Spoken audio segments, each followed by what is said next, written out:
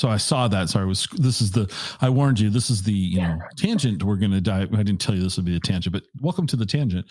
I just think.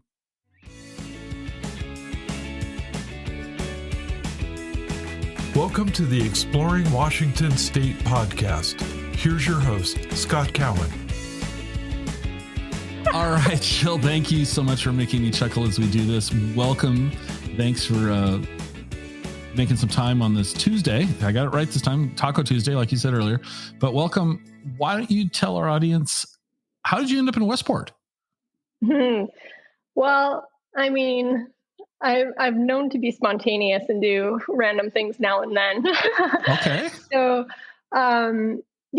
I was living in Bellingham with my husband, and we previously had lived in Hawaii and then New York, and we lived in New York. We lived on the coast in Long Beach, and we moved to Bellingham, and, we love Bellingham, love being in the mountains, but we were really missing the ocean. And so we took a day trip out to Westport and kind of checked it out. And we're like, oh, this place is pretty cool. Did a camping trip here. And I was like, I kind of miss the ocean. And so I'm obsessed with Zillow. I love real estate, and I tend to get myself into trouble. And so I was looking for some property on the coast. I was like, I need to have something on the beach, someplace to go camp. Let me find some oceanfront property or something cool along the Washington coast, just to have a fire pit and a place to park and camp. And probably a couple years later, about 4 years ago, we came out to Westport. It was January. It was a bluebird day. And I had seen a house on Zillow, and I was like, let's go look at this thing. It's like really cheap, and I'm kind of interested. And we show up, and it's one of those like t-shirt in January kind of days that you don't, that happen, but are not common. You found the unicorn? Is that what it was? We found the unicorn. And, of course, there was this gorgeous, just, probably 4-foot wave offshore, just winds, just peeling, just gorgeous. And my husband, Greg, he's like, oh, man. He runs back to the car, grabs his surfboard. I grab my phone and I call my real estate agent. And I'm like, you need to get out here right away. And, so we bought it, not knowing exactly what we were going to do with this house, kind of a remodel and project. And after spending probably almost a year here, we said, hey, like, maybe we want to live here full time. And so we rented out our house in Bellingham, and we've been here full time since. Fortunately, at the time, I was working for Lufthansa Group, and I was working remotely for a number of years. So I lived in Westport and was commuting to New York and Zurich quite a bit. So were you flying out of SeaTac or out of Portland? SeaTac. Okay. Yeah. Interesting. So literally, you bought the house after looking at it in January. Mm-hmm. Now you skipped part of the story, though, I think, because he grabbed his surfboard. Yeah. So how was the surfing that day? Is that what sold? The surfing was good? It was really good, and the beach was empty, and it was just gorgeous and perfect. And I mean, we'd been out. I think we'd been to Westport 2 or 3 times before we bought the house. But I mean, that's kind of how I roll sometimes. I'm like, oh, it feels right. Let's just give her a go and see what happens. Okay. In doing my research for this, and for those of you listening, no one ever sees what I look like and all that, but I'm looking off to the angle. You see that I'm looking at an angle because I've got my monitor split and I'm looking at a website over here. So that's what I'm looking at. I don't know. So it's your company's Instagram feed that I'm looking at. And my computer's giving me some fits because when I try to click on an image, it doesn't open the image. So I can't read like what the descriptions are. It's been an ongoing problem. Is that your Westphalia? Yeah. Really? That is a fun story too. Well, go ahead and share it because let's talk Westfall. Let's talk Vanagons. I mean, So what the heck? I mentioned my impulse and my spontaneity. So I guess a little overshare. I was living in New York and I needed to have a hysterectomy. So flew to Alaska to where my surgeon was. I used to live in Alaska. And so I wanted to go back to my doctor there for surgery. And as you know, it's pretty long recovery. It's 8 weeks minimum. You can't do anything. You can like lift up a cup of coffee and then that's it. And some good friends of mine were kind enough to give us one of their houses to use. Nice problem, I guess. Right, yeah. And so we had a place to stay, and we're just going to post up there. And we had to stay there for an extended period of time before I would be cleared to fly back to New York. And so on day 2 or 3 post-op, I was maybe not in a sober state because I was a couple days post-op.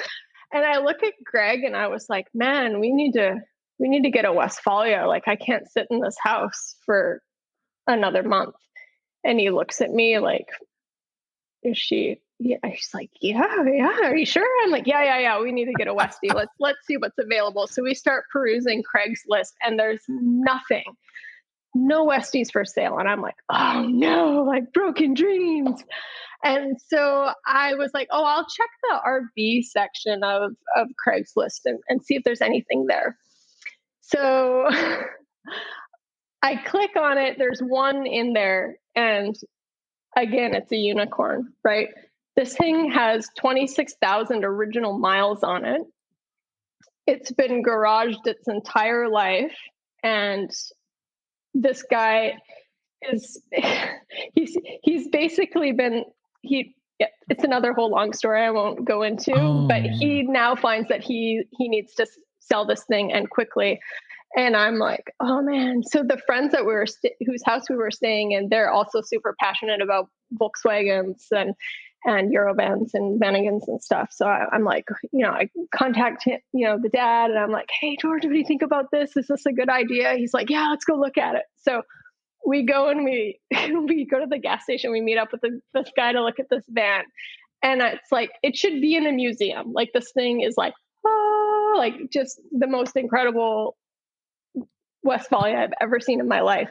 And George looks at me, he goes, yeah, if you don't buy this thing, I am. So bought it. And we spent the next 8 weeks driving around Alaska for my recovery. So I couldn't really do much, which is okay. But I mean, Alaska is incredible. So Greg, my partner and my husband, Greg, he is a videographer and a filmer. And so it kind of gave him all this time to do time lapses and go do stuff. And we just got to explore, and it was awesome. So it's kind of like takes one of those things where you're like, oh, it's like a bad life event, but all of a sudden you have like all these really cool, positive memories around it.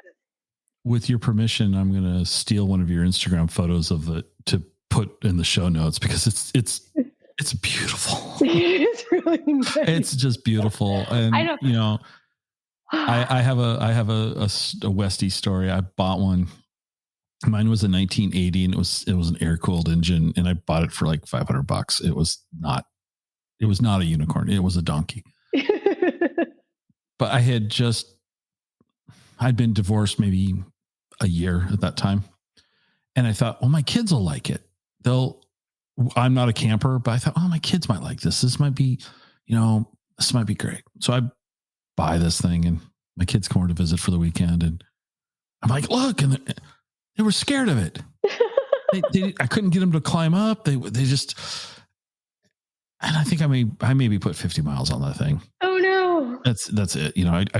Maybe 50 miles, and it needed a lot of work. Don't get me wrong. It's probably, if I would have gone 55 miles, it would have died. So, it wasn't, but I have always, I just think they're really cool.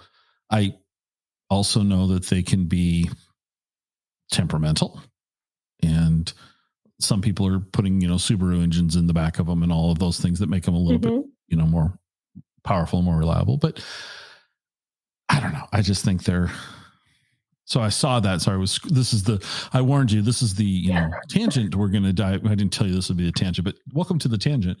I just think. Well, we could tie it back to Westport, because if you go to West Haven State Park pretty much on any day, it's a parking lot full of Westies with surfboards. It's like the perfect vehicle for Westport. So it does segue back to Westport.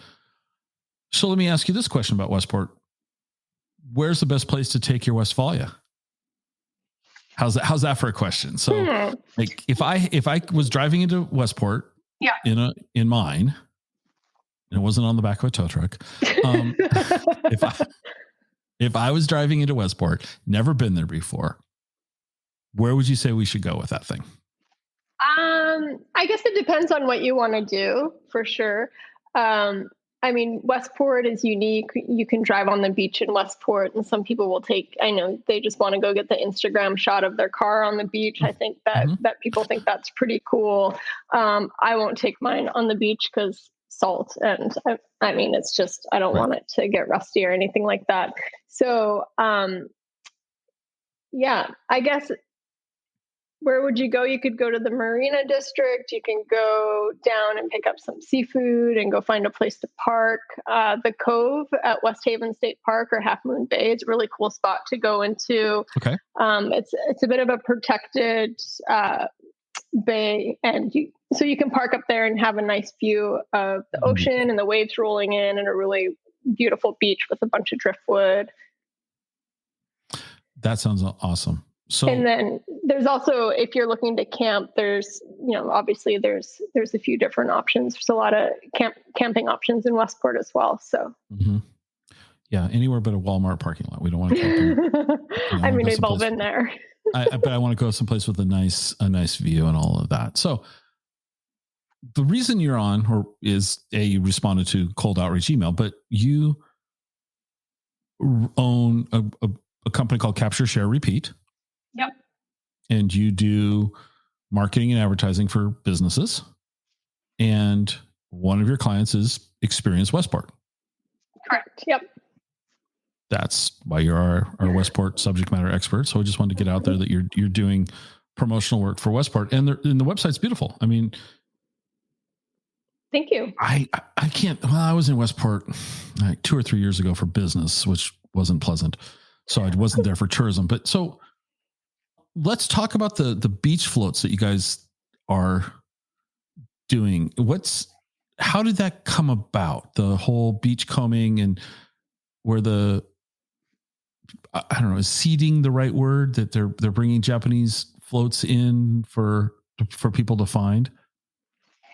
Yeah. So the Westport Maritime Museum acquired a number of authentic glass fishing floats from Japan, and it was part of their tsunami relief. I don't know if they were trying to raise money or what the connection was, but the one of the cool things about Westport is obviously it's the beach combing, and even today we still have authentic glass and plastic Japanese floats, and some water bottles and other things that maybe things, right? you prefer to not find on the beach, but so it's really a cool thing to find an authentic Japanese float that has traveled all the way across the ocean and arrived on our beaches, which is intact. That's the part that always gets me, is that they're intact. They're intact. They're really thick glass. I guess they're made out of recycled sake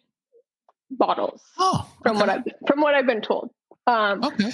So, but they're pretty. Yeah, it's not like a blown glass thing that's really dainty and breakable. They're like pretty robust and pretty strong. They have to be to travel across the ocean and arrive on our shores and surf, and they get washed up, and typically in big high tide, they get thrown up onto the beach, and typically, they end up on logs or behind logs and things of that nature. So, we get a lot of people out here beach combing and looking for glass floats, looking for agates, beach glass, and just other cool stuff that comes up. And I was in 2020 or maybe the end of 2019, they had done, they basically gave fishermen, from what I'm told, they were given, these glass floats to fishermen. They worked with somebody for the tides, and they put the glass floats in the water, and, with the currents that they would show up on the beach for, I think they had done it over like Memorial Day or Easter holiday or something along those lines. Just as kind of like an exciting thing. They're marked, they're etched so that they're not real. Okay. Because I think it's, they want people to know when they find a real one still that it is authentic and real. So they had put them in the water, and they came in, but they came in kind of all together. So they would sort of pool in the water. So one person would be like, "Whoa!" and come on, there'd be like 20 floats there or something. And they were like, "Jackpot." So, yeah. So now they've kind of changed their strategy a little bit. They're not putting out big chunks all at once, but they have, I think almost like 1,200 floats that they're putting out between like the beginning of January through Memorial Day for, Okay. for people to find. And I mean, people, they love it. I mean, I live here. I've found 2 in the last like 4 years. So it's like, it's a pretty cool, like, even though they're not real, it's like still like they're real, but they're not. Right. You know what I mean? It's still really exciting to find. And yeah, so there's been really great feedback on that. And the South Beach Historical Society and the Westport Maritime Museum have been very active into making that program happen. That's pretty cool. I mean, so what is the most interesting thing that you have found on the beach? A jet ski. A jet ski. Yeah, like a 1990s wet jet, to be exact. If you look on my dog's Instagram, you'll find photos of that thing as well, because he thought it was really cool. A 1990s jet ski washed up in Westport. Mm-hmm.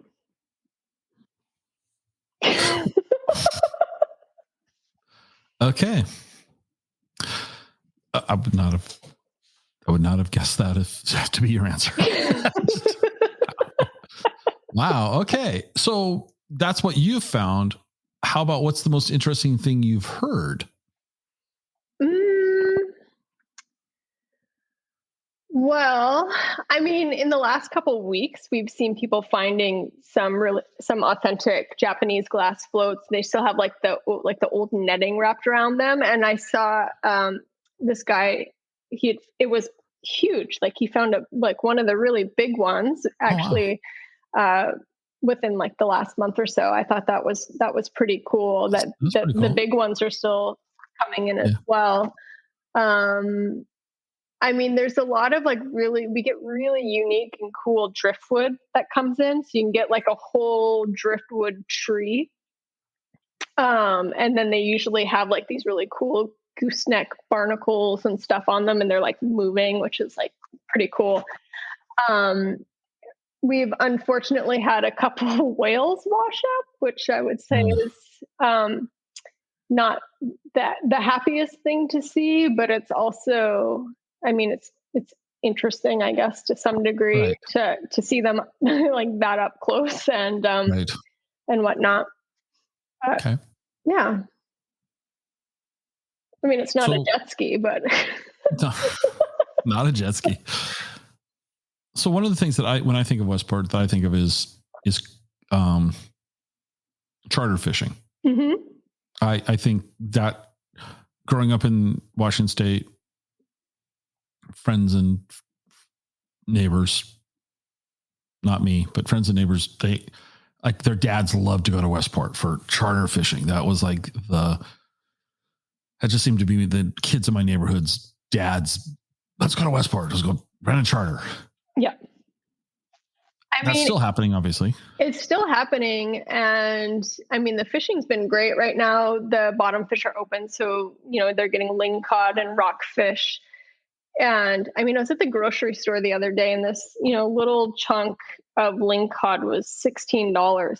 And I mean, you can go on a fishing charter. It's like it's under $200 and you can fill your freezer probably for the entire year. So, and then it's always cool to know where your fish comes from or your food comes from and be like, oh, I caught that myself. And, that it's gone from the boat.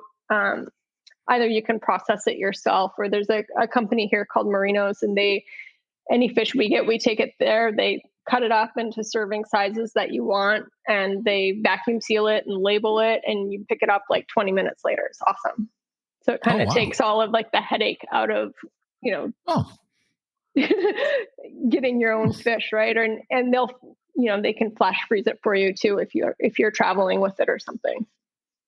So. Wow. I had no idea. That's very cool. I had no idea. Yeah, it's awesome. I didn't know either until somewhat recently. And I was like, oh, because I was always like, that's a lot of work, like to deal with all that fish after you catch it. But to know that you can just drop it off and go have lunch and then go pick it up and it's ready to go. I'm like, I can handle that. So is there a fish market? Can I drive to town and go pick up some fresh seafood? You can. There's three fish markets here in Westport. We have Brady's, which they do the oysters there. You'll see them right when you come over the bridge on the right-hand side, but they also sell live crab and all sorts of other seafood. And then in the marina, we have Marinos, which also does the packaging of the fish. They have a great seafood market there. And then there's Seafood Connection on Float 8. And as well, they have a huge selection of fresh fish, and even they're doing like smoked fish and canned as well. And they're buying directly from the fishermen. And often in the summer too, a lot of the fishermen are selling tuna and crab directly from their boats. So you can actually walk right up on the docks and go see a fisherman and buy live crab right from them. Wow. I'm looking at this on the Experience Westport. There's the graphic for the Westport's fresh catch. I had no idea. Like the crab is really it's 10 months of the year. Yep. I didn't realize it was that common. It is. It's a huge. We have a lot of local fishing families here, and it's a really small community, and I don't know. It's pretty, I don't know. I love the fact that you can go down and you can buy and directly support these fishing families because they work really hard. If you look out on the horizon at night, you see all the fishing boats out there, and they work around the clock. It's pretty incredible. So is there now I'm not trying to put you on the spot. I'll ask it singularly, but you can answer with multiple answers.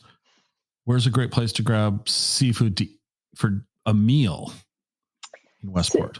So there's a few different options for seafood here for the restaurants. We don't have a lot. It's a lot of everything here is like small family run businesses.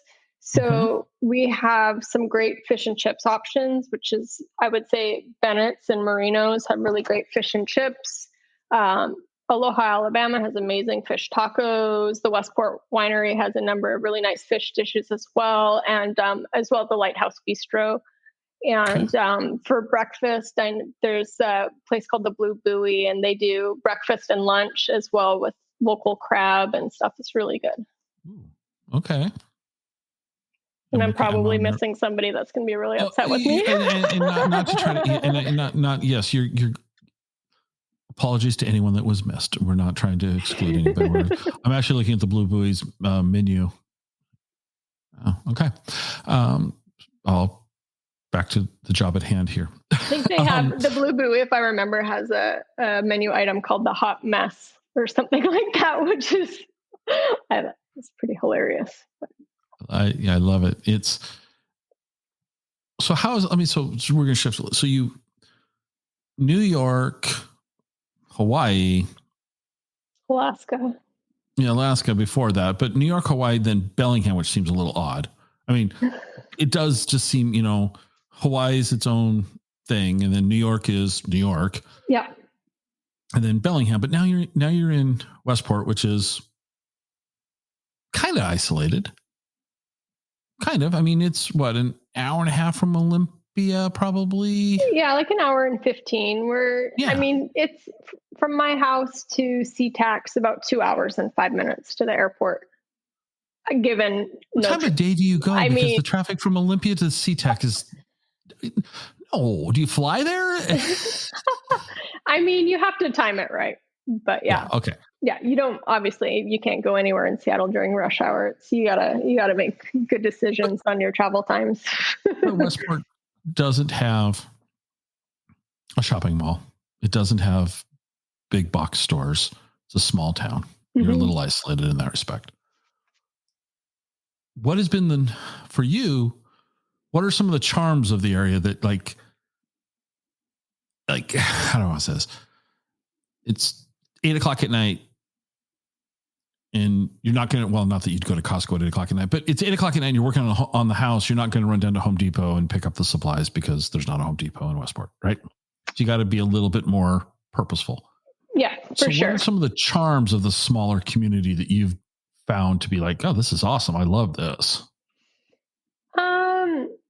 Well, I'm not like a huge city person to begin with. I grew up in Canada in British Columbia. And then, so the Bellingham thing, I immigrated a million years ago in the 90s and lived in Bellingham before leaving to go to school in Michigan. And then from there moved to Alaska, Hawaii, New York.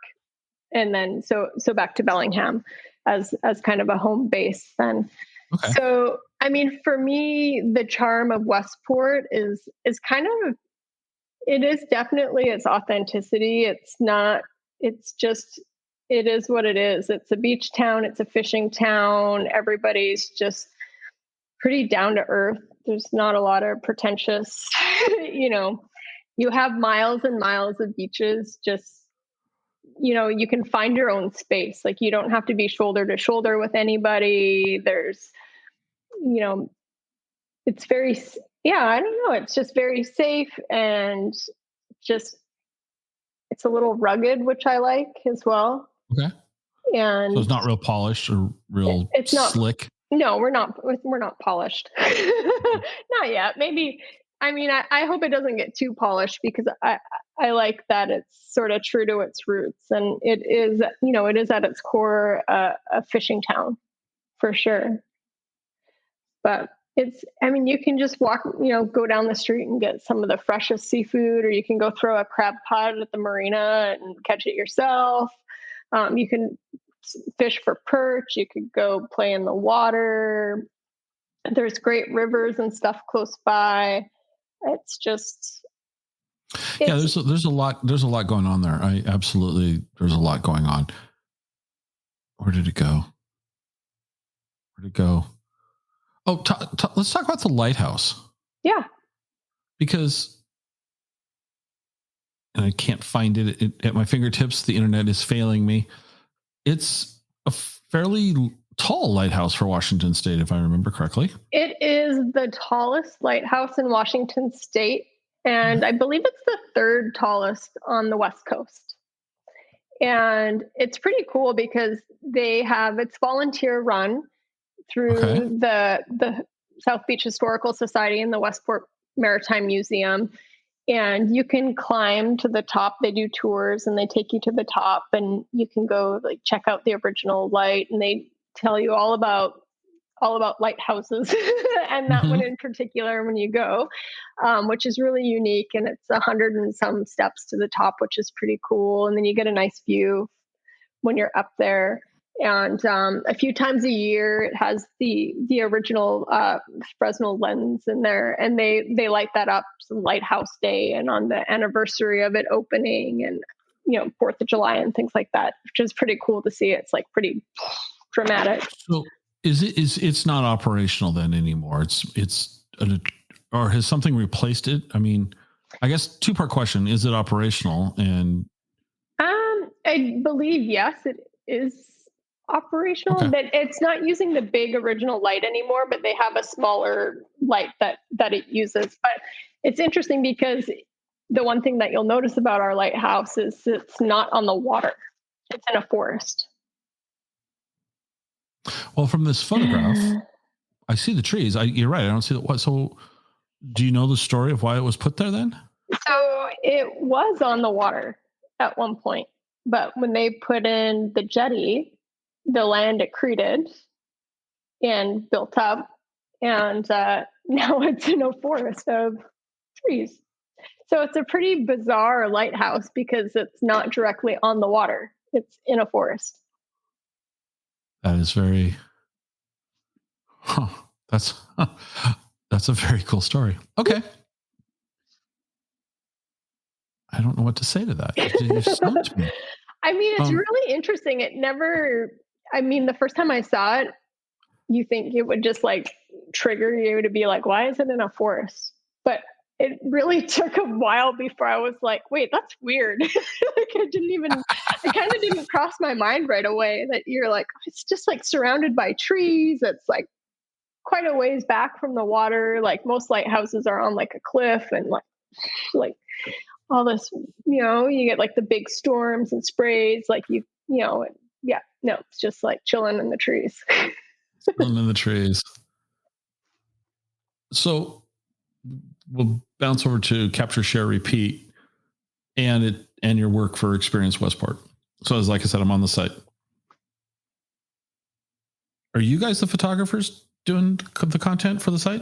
Yeah, we do all the photo, video, all the marketing communication. Wow. I'm looking at, there's this picture of somebody holding a glass float above their head at sunset. Mm-hmm. That's beautiful. That's me. That's a really, huh? I said, that's me. You? Yeah. Oh, is it? It is. Okay. Wow. That's a cool float. Yeah. That's a good size float that you're holding up above your head. Yeah. It's huge. They're heavy. So how long did it take you to get that shot?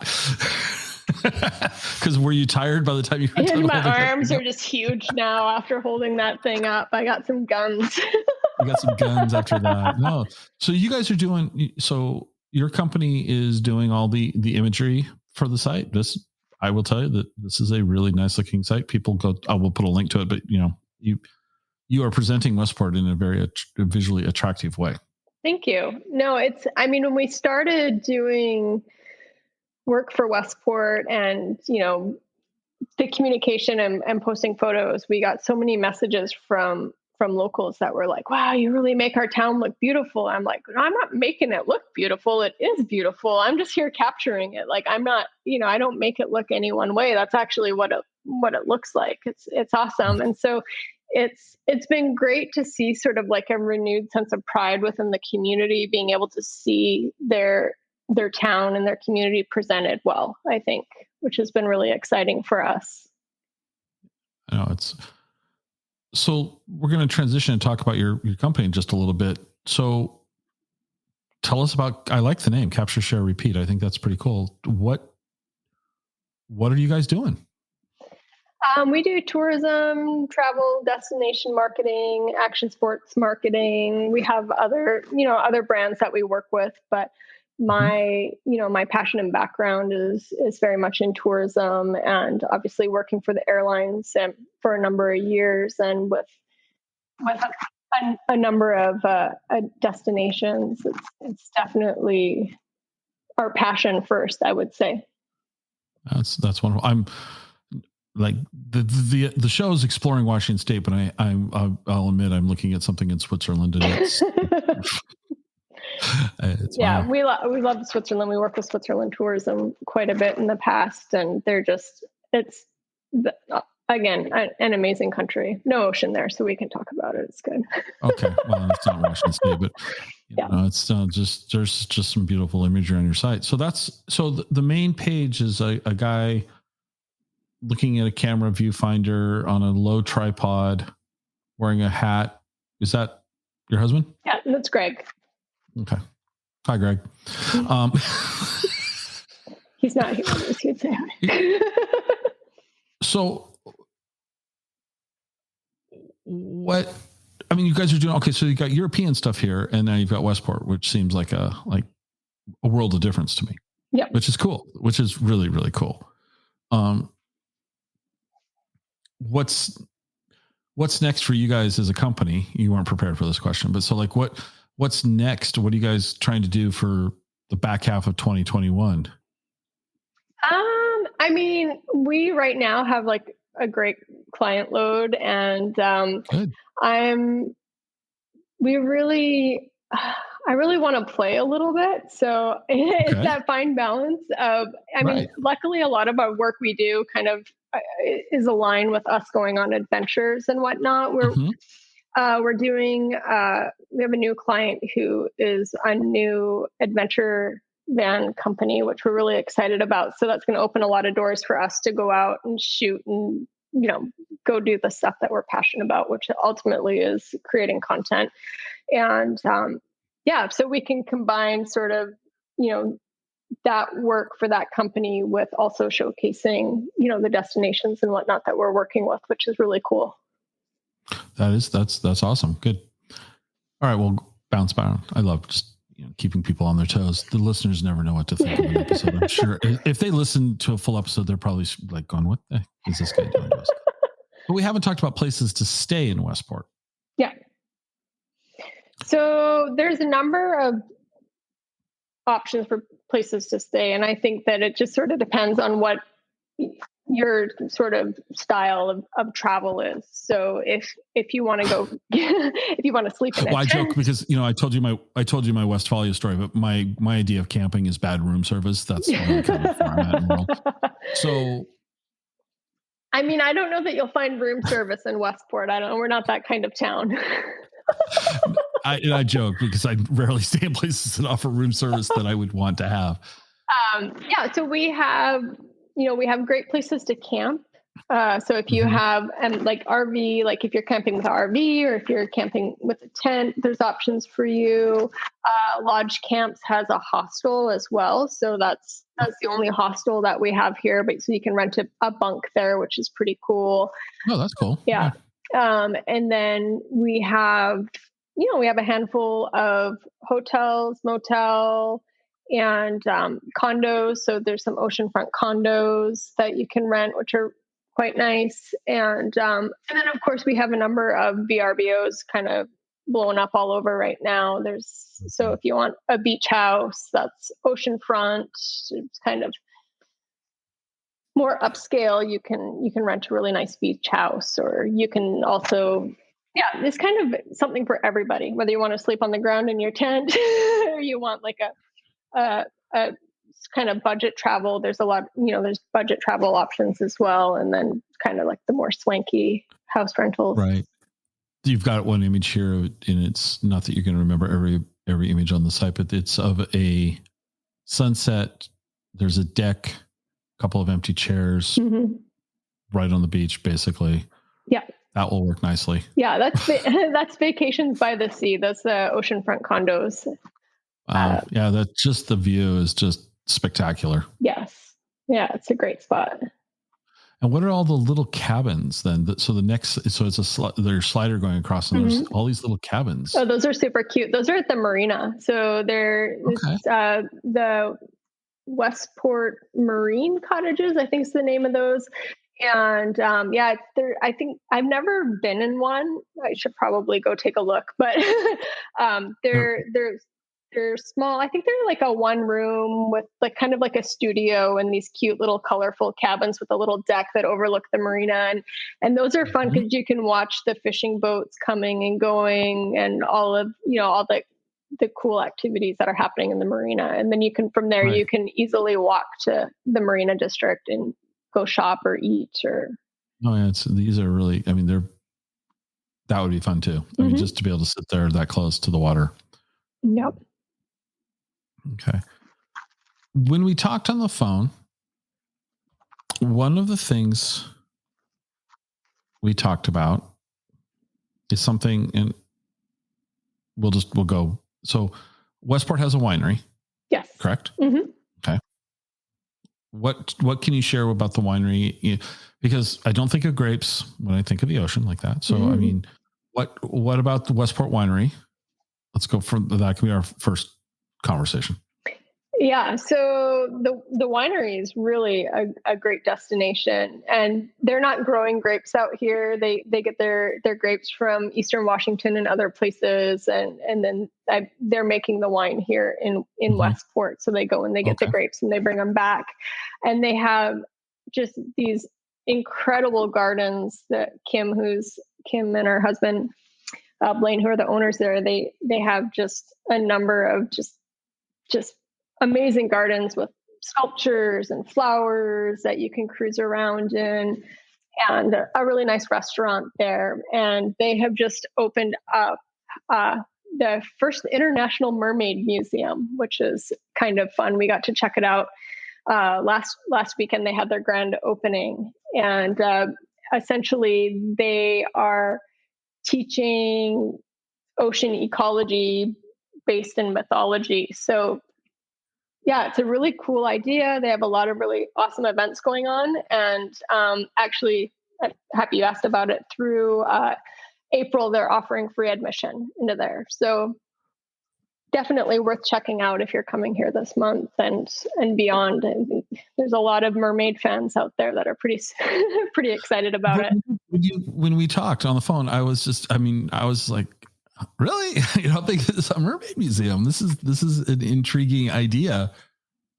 Yeah. Give us a little snippet of what you saw when you were there, and don't just say mermaids, but just like. So, there's definitely there's mermaids, and it's really cute inside for sure. So she's like design wise, Kim, who's the owner out there, who started the museum. She's an incredible artist herself, and one of her businesses as well as this Ocean's Daughter distillery. So they're doing spirits there as well, and then all of the labels are mermaids that she's painted, which is actually really cool. So she has this just deep connection with mermaid mythology, but also just with the ocean itself. So so basically what it is, there's some mermaid stuff in there, but you'll also learn about, like clamming and different shells. And so there's a lot of artifacts in there, and really, and they've had a bunch of really cool stuff donated, and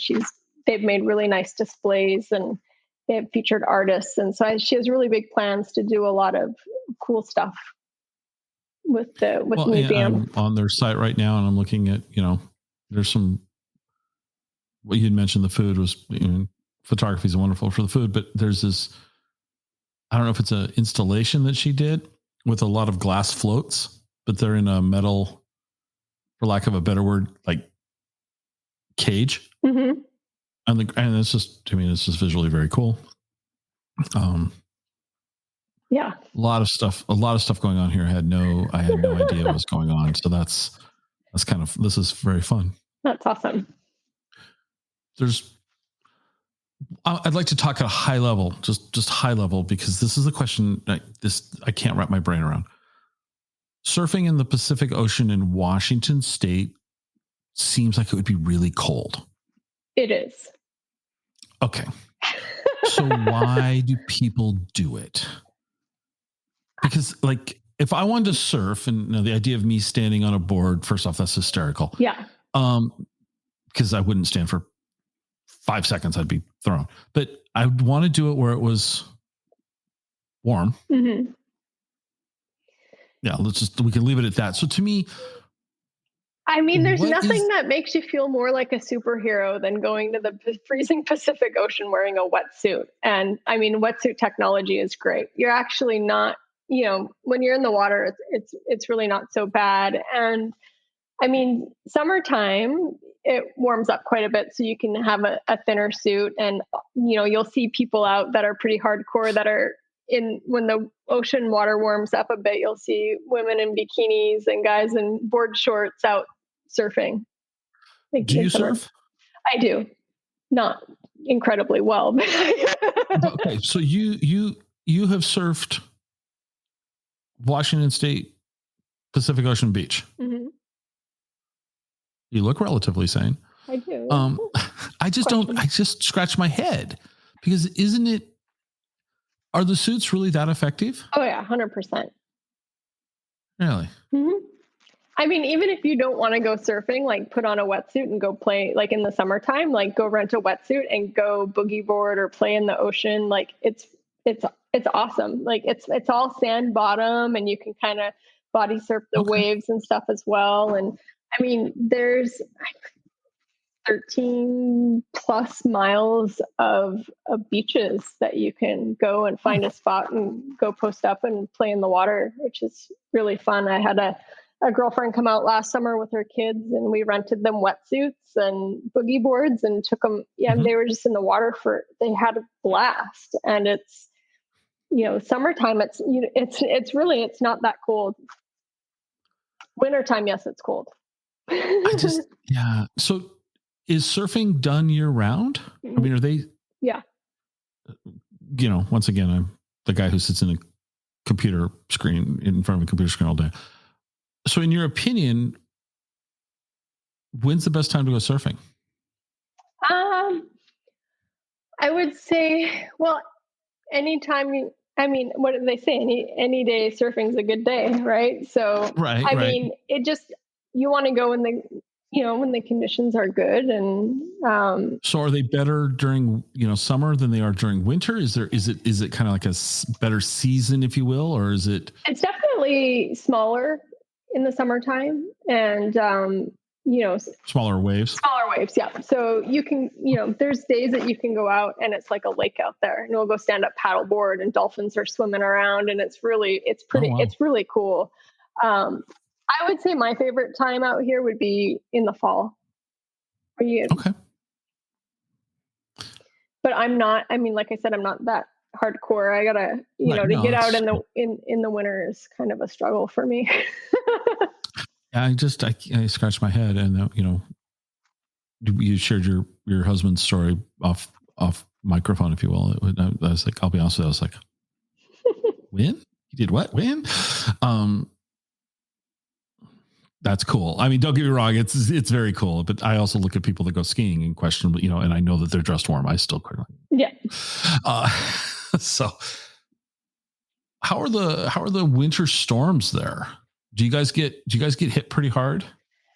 Yeah, we definitely can get hit pretty hard. So I would say the one thing I love about Westport in the wintertime is that we get a lot of sunshine. And I think that people don't expect that, but the weather we don't have the mountains really close here. So the weather isn't getting, the clouds and the rain and stuff don't get hung up on the mountains and kind of sit on us. Like you'll see out, over the water, there's a big squall coming and it sort of comes and it blows past you. And then it's like blue skies again. So you're like, okay, I got like 40 minutes and then to go walk the dog before like the next rain is coming. So, I would say that winter's actually really cool out here because there's not a lot of people. The storms are cool, but we also get a lot of sunshine. Of course, we've been having some king, these king tides, which are these extreme high tides, coming in with some big surf, which have made for some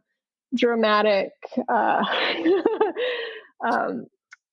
guess, what do you say? Collisions with the land. It's, okay. Yeah, I don't know if you've seen the King Tides video.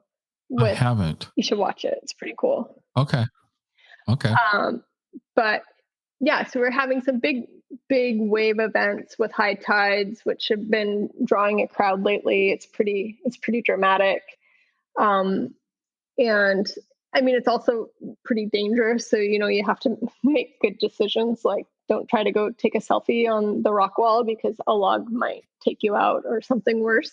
Oh, geez. And then just knowing that, to stay off the beaches when it's crazy like that, because the waves can come right up to the dune and take you out. So you just have to be really careful if you're coming for storm watching in the wintertime. One last question or one last statement that will lead to a question. I made the mistake of clicking on the live cam. Oh, mm-hmm. And I'm just going to say we're recording this on April 6th. It's about 2:00 in the afternoon.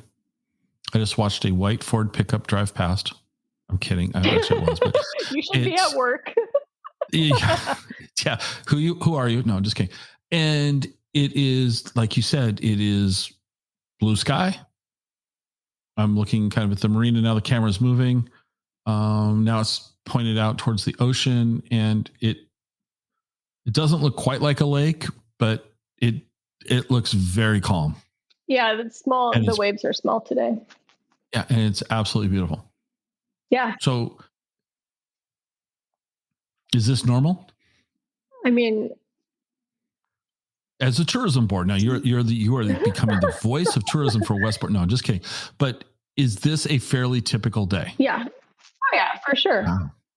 No, like I said, we have, it's April and I have a tan line already from my watch out here. Oh. Like we've been having really, really great weather. And we also have storms too. Like, sure. We have the storms are kind of fun too. The storms are really cool, actually. Right. Unless you get hit by a tree. Yeah, that's self-inflicted, but yeah, the storms are pretty cool to watch. And like I said before, the storms come in and they move past us. So you kind of get this big wind and, this cool event, and then it's gone. But yeah, like the next week, the forecast for the next week looks pretty incredible too. So what didn't I ask you that I should have asked you about Westport? I feel like I forgot something. I know one thing I didn't hit you with my typical, is there a good place to get coffee? I just, we have there, what's funny is that about a year ago, there was no coffee shops in Westport, but we have two now. There's one at the marina. Well, there's two at the marina now, which is Captain Jack's and Green Monster, which are at the marina. So thankfully, yes, we do have good coffee, and there's a few drive-through coffee stands as well. A community without coffee is just kidding. So what haven't we touched on? I think we've covered a lot about the things to check out in Westport, but I feel like, have I forgotten to bring something up? I think one of the things that's cool about Westport is as a dog owner, it's extremely dog friendly. And so I think that's something that's good to know. Our hotels, our condos, like the campgrounds, like every place is dog friendly. So accommodation wise, many of the restaurants have patios. You can bring your dogs onto the beaches. You can have your dogs on as well. And obviously we hope that people clean up after their dogs. Sure, let's all be responsible pet owners, but that's great that they're welcome. Yeah. So that they're welcome. That for me, I think is pretty cool. There's a huge, and I don't really know a lot about it, but I guess if you're into birding, like the birding here is unreal. I guess it's a feeding ground and a migratory stop off for all of these really rare seabirds and stuff. So I think birding here is really popular for people who are into that. And I think even if you're not into that, if you just hang out at the beach or the marina, they have like these diving ducks, and you get to see so many birds that you've never seen before, which I think is pretty cool. What else? I don't know. The seafood. I think we talked about that as well. I think for me to be like, I love cooking. So to be able to go down to the docks and buy seafood, I think is. So what's your favorite seafood? What is yours? What are you? Do you like crab? What is it for you? For me, I would say, honestly, it's probably boring. I love lingcod, which we get here. Not boring. Yeah, lingcod, halibut, salmon. I would say the oysters here are incredible. Like it's as fresh as you can get it, which is awesome. Yeah. And crab, they have spot prawns, you've got a very diverse selection of seafood available there. Yeah. And, razor clams when we're able to get those are I'd never really had one before. And our neighbor invited us over for dinner. She's like, I'm making razor clams. And I was like, oh, okay. And they were so good. I was like, oh man, I've been missing out. So that's pretty cool. And the albacore, the tuna here is very popular as well. And I think, we always think about canned tuna. Again, the same neighbor invited us over. They'd gone tuna fishing and we're cooking up tuna fillets. And I was like, man, this is so good. Like, why are people canning it all the time? So I definitely would say if you haven't if you love seafood and cooking, definitely lots of great options. Okay.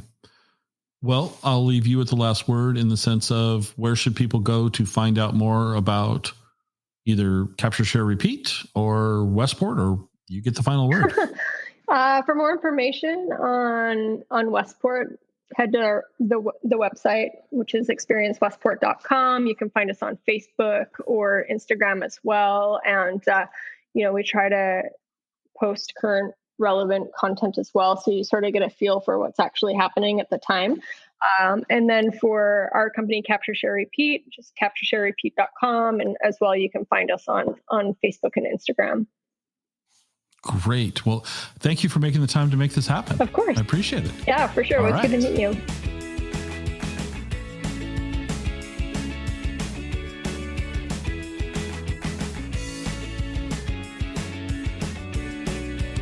Join us next time for another episode of the Exploring Washington State podcast.